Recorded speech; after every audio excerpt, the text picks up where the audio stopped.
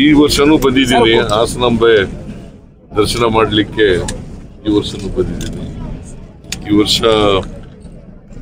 ಬಹಳ ಅಚ್ಚುಕಟ್ಟಾಗಿ ಮಾಡಿದ್ದಾರೆ.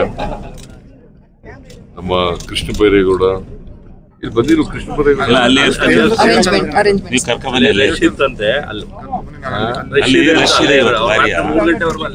Krishna Byregowda district in charge minister ಆಗಿ ಒಳ್ಳೆ ಕೆಲಸ ಮಾಡಿದ್ದಾರೆ. ಶಿವಲಿಂಗೇಗೌಡ ಅವರೆಲ್ಲ ಇಲ್ಲಿ ನಮ್ಮ ಲೋಕಸಭಾ ಸದಸ್ಯರು, ಶ್ರೇಯಸ್ ಅವರೆಲ್ಲರೂ ಕೂಡ ನಮ್ಮ ಕಾರ್ಯಕರ್ತರೆಲ್ಲ ಅವರಿಗೆ ಸಾಥ್ ಕೊಟ್ಟಿದ್ದಾರೆ. ಸೊ ಚೆನ್ನಾಗಾಗಿದೆ. ಈ ಸಾರಿ ಹೆಚ್ಚು ಜನ ಭಕ್ತಾದಿಗಳು ಬಂದು ದರ್ಶನ ಮಾಡ್ತಾ ಇದ್ದಾರೆ.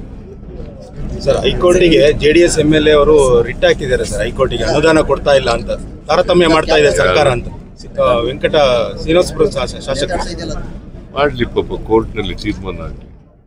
ಈಗ ನಾವು ಎಷ್ಟು ಅನುದಾನ ಕೊಡಬೇಕು ಅಷ್ಟು ಕೊಡ್ತಾ ಇದ್ದೀವಿ. ಏನು ಅನುದಾನ ಕೊಟ್ಟಿಲ್ಲ ಅಂತಂದ್ರೆ ಕಾಂಗ್ರೆಸ್ MLAಗಳಿಗೆ ಜಾಸ್ತಿ ಕೊಡ್ತಾ ಇದ್ದಾರೆ, JDS ಮತ್ತು BJP MLAಗಳಿಗೆ ಅನುದಾನ ಕೊಡ್ತಾ ಇಲ್ಲ ಸರ್ಕಾರ ಅಂತ. ಯಾಕೆ ಕೊಡ್ತಾ ಇಲ್ಲ? ಅವ್ರಿಗೂ ಕೊಡ್ತೀವಿ.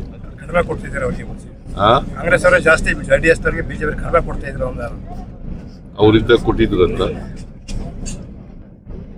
ಅವ್ರ ಅಧಿಕಾರದಲ್ಲಿ ಇದ್ದಾಗ ಏನು ಸಮ್ಮಿಶ್ರ ಸರ್ಕಾರದಲ್ಲಿ ಎಷ್ಟು ಅನುದಾನ ಕೊಟ್ಟಿರಂತ? ಈಗ BJP ಅವರು ಎಷ್ಟು ಅನುದಾನ ಕೊಟ್ಟಿದ್ರಂತ? ಅಲ್ಲಿಗೆ ಸುಳ್ಳು ಆರೋಪಗಳನ್ನು ಮಾಡಕ್ ಹೋಗ್ಬಾರ್ದು. ಅವರು ಇದ್ದಾಗ, ಅಧಿಕಾರದಲ್ಲಿ ಇದ್ದಾಗ ಏನೂ ಮಾಡಲಿಲ್ಲ.